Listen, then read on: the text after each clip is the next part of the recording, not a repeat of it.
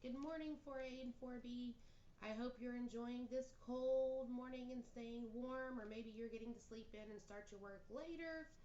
I hope you enjoy your extra somewhat of a day off, and hopefully we get some snow later for you to go out, and it might be too cold to play in. But if you do get out and play in the snow or build anything fun or do anything neat like that, send me a picture because I'd love to see it. All right, this morning I'm going to read to you guys chapter 9 from our Hatchet book by Gary Paulsen. And then hopefully tomorrow we'll get on and maybe, depending on weather, maybe we could even read it together through Zoom possibly on chapter 10. And then once we finish chapters 9 and 10, if we get through it this week, then I'll upload the comprehension questions and our time sequencing like you usually do with partners in class for you to work on through Seesaw. All right, chapter 9. Brian found it was a long way from sparks to fire. Clearly, there had to be something for the sparks to ignite. Some kind of tinder or kindling. But what? He brought some dried grass in, tapped sparks into it, and watched them die. He tried small twigs, breaking them into little pieces, but that was worse than the grass. Then he tried a combination of the two, grass and twigs together. Nothing.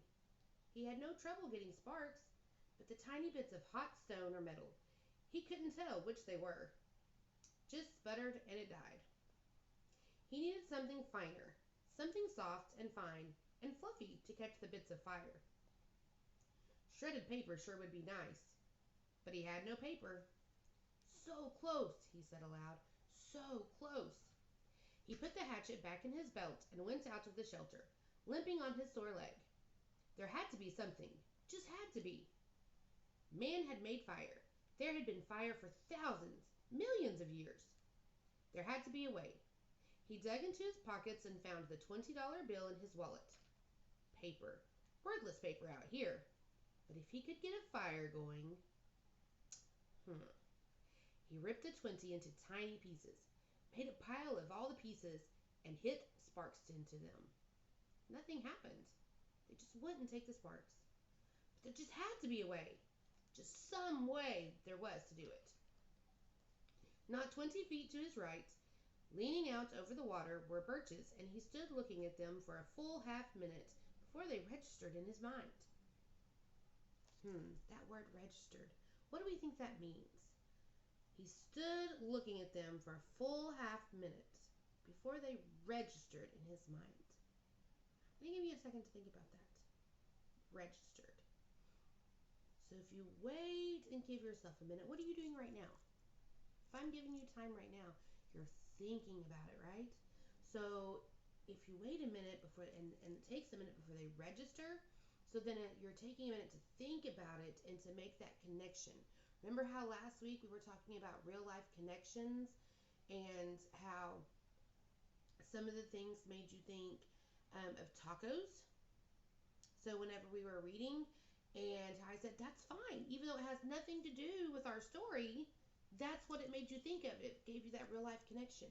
So when you're thinking and you're registering something, you're waiting for it to sink in and to kind of click and for you to get that understanding and to think, oh, what could I do with that?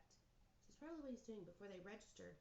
That birch is kind of like, that dried wood, and it's starting to register to maybe you could try it. All right. So he finds those birches, and it takes a minute, and it registers in his mind. The birches were a beautiful white with bark like clean and slightly speckled paper. Paper.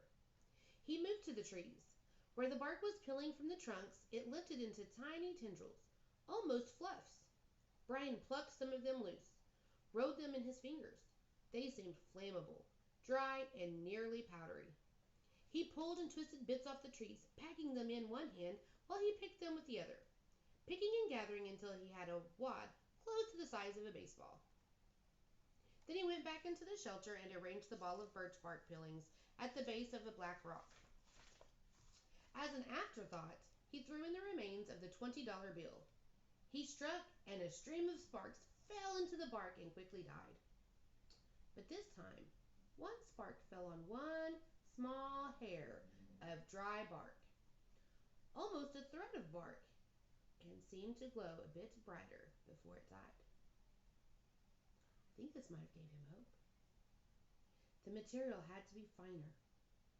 There had to be a soft and incredibly fine nest for the sparks. I must make a home for the sparks, he thought. A perfect home, or they won't stay. They won't make fire.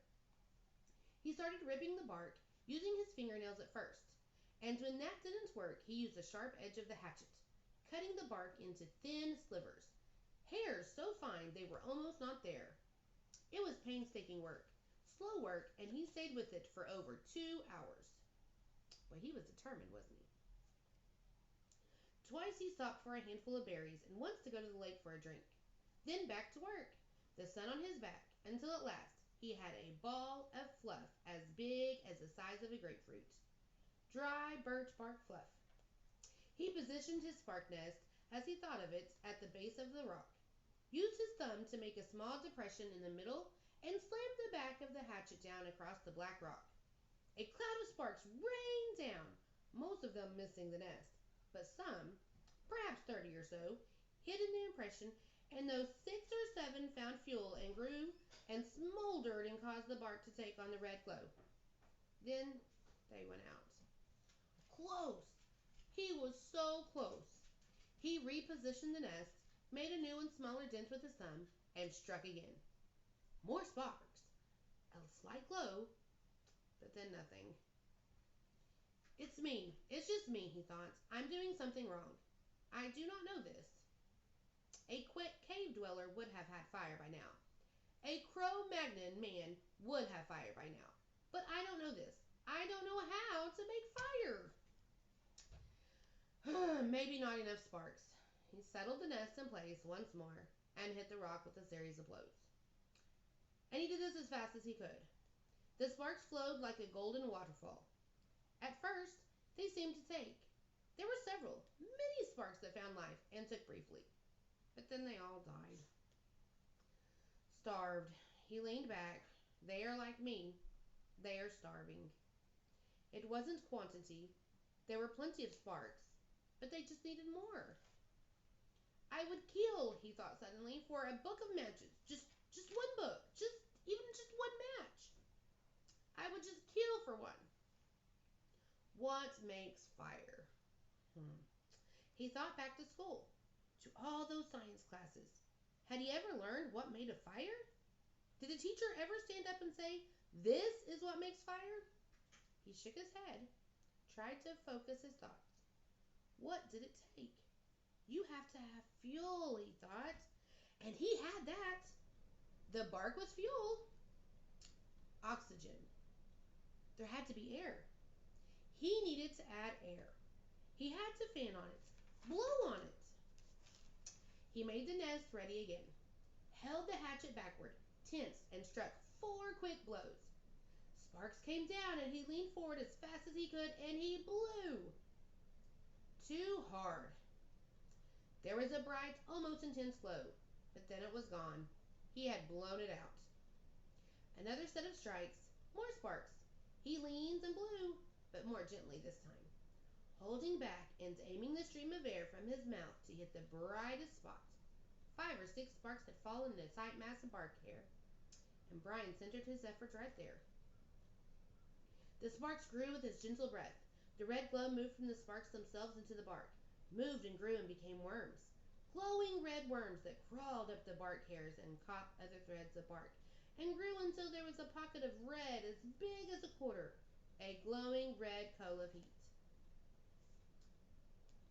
Now, do sparks actually crawl? We've talked about this a lot the past couple weeks. So, sparks really don't crawl, right? They're using some figurative language there, aren't they? Because it looks like they're crawling. Well, then he ran out of breath and paused to inhale. At that time, the red ball suddenly burst into flame. Fire! He yelled. I've got fire! I've got it! I've got it! Yeah, I've got it! But the flames were thick and oily and burning fast, consuming the ball of bark as fast as it would gasoline. He had to feed the flames. He had to keep them going. Working as fast as he could, he carefully placed the dried grass and wood pieces he had tried at first on top of the bark and was gratified to see them take. Gratified. Have you heard that word before? Think of the word gratitude. Doesn't those two words sound similar? Gratitude and gratified? Yeah, so maybe he's gratified, he's pleased with it, and happy and excited about it. And probably thankful. If we have gratitude, we're thankful. But they would go fast. He still needed more and more. He could not let the flames go out. He ran from the shelter to the pines and started breaking off the low, dead small limbs. These he threw in the shelter, went back for more, threw those in, and squatted to break and feed the hungry flames. When the small wood was going well, he went out and found larger wood and did not relax until that was going. Then he leaned back against the wood brace of his door opening and smiled. I have a friend, he thought. I have a friend now. A hungry friend, but a good one. I have a friend named Fire. Well, hello, Fire. The curve of the rock back made an almost perfect drawing flue that carried the smoke up through the cracks of the roof but held the heat. If he kept the fire small, it would be perfect and would keep anything like the porcupine from coming through that door again. A friend and a guard, he thought. So much from a little spark. A friend and a guard from just a tiny spark. He looked around and wished he had somebody to show this thing he had done. But there was nobody. Nothing but the trees and the sun and the breeze and the lake. Nobody. And he thought, rolling thoughts. With the smoke curling up over his head and the smile still half on his face, he thought, I wonder what they're doing now. I wonder what my father is doing now. I wonder what my mother is doing now. I wonder if she is with him. And that's the end of chapter 9, friends. So tomorrow we will dig into chapter 10. It's getting really exciting. I really enjoyed that chapter. Lots of emotions with the fire going on, right? All right, well, if you do anything fun, please send me pictures. Send me a nice note. Miss you guys today.